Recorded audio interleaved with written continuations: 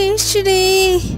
ও লখাই রে, আমাদের সব কিছু গেছে রে।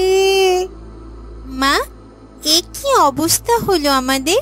বন্যার পানি তো উপরের দিকে উঠেই যাচ্ছে।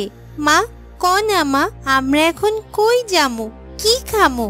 চুপ করে আছিস কেন মা, বল না।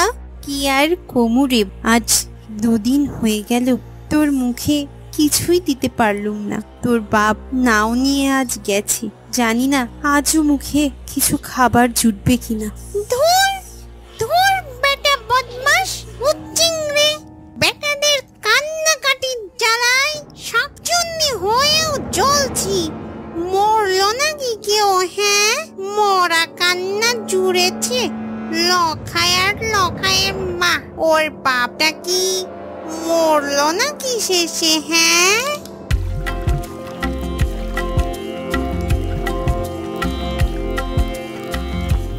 ও লখাইয়ের মা, লখাইয়ের মা, এ কোথায় গেলে? ওগো, কিছু খাবার কি পেলে? খিদের জ্বালা তো আর সহ্য হচ্ছি না। কিছু শুকনো মুড়ি পেয়েছি গো, আজ রাত্রিরে এইটুকু খেয়েই বাঁচতে হবে। এইভাবে আধ পেটা খেয়ে একবেলা উপোস করে আর কতদিন? ভগবান কি আমাদের থেকে মুখ ফিরিয়ে নিয়েছেন?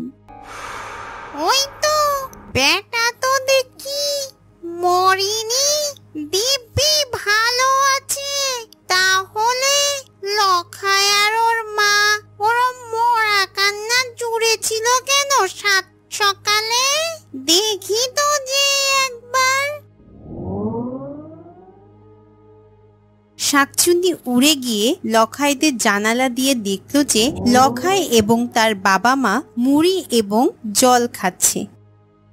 আহারে, লখাইদের তো সত্যি খুব কষ্ট হচ্ছে।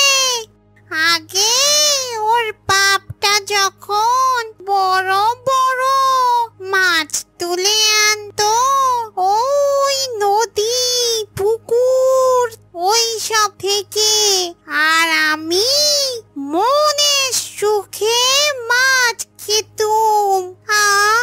মাছ খাই না আজ কত দিন হয়ে গেল। তেঁতুল খেয়ে কি আর পেট ভরবে নাকি? ওদেরকে এই বিপদ থেকে বাঁচাতে পারলে আমিও আবার মাছ খেতে পারতুম, কিন্তু কিছুই তো মাথায় আসছে না। ধর চাই, মাথায় কি আমার গোবর ঠাসা আসে না কিছু?